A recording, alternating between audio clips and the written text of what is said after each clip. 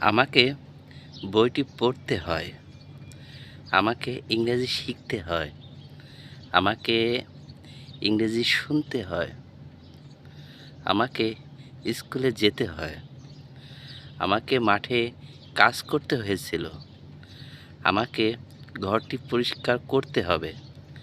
হ্যাঁ বন্ধুরা, যখন কোনো বাক্য গঠনের ক্ষেত্রে করতে হয় কিংবা করতে হবে কিংবা করতে হয়েছিল এ জাতীয় বোঝায়, সেক্ষেত্রে আমরা কি দিয়ে বাক্য গঠন করতে পারি?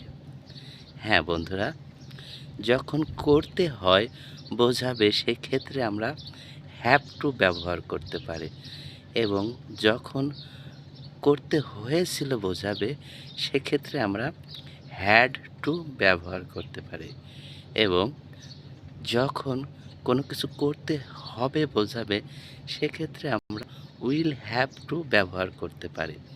আসো কয়েকটি সহজ বাক্য গঠনের চেষ্টা করি। আমাকে বইটি পড়তে হয়, I have to read the book. আমাকে স্কুলে যেতে হয়, I have to go to the school. আমাকে ইংরেজি শুনতে হয়েছিল, I had to listen English. আমাকে গাছটি কাটতে হয়েছিল, I had two cut this tree. আমাকে জায়গাটি পরিষ্কার করতে হয়েছিল, I had to clean this palace. আমাকে ভিডিও তৈরি করতে হয়, I have to make video. আমাকে তোমার সাথে কথা বলতে হবে, I will have to talk with you.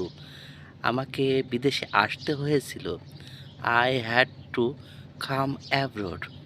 আমাকে আমাকে ইংরেজি ভিডিও দেখতে হয়, I have to watch English video. আমাকে প্রতিনিয়ত চর্চা করতে হয়, I have to practice regularly.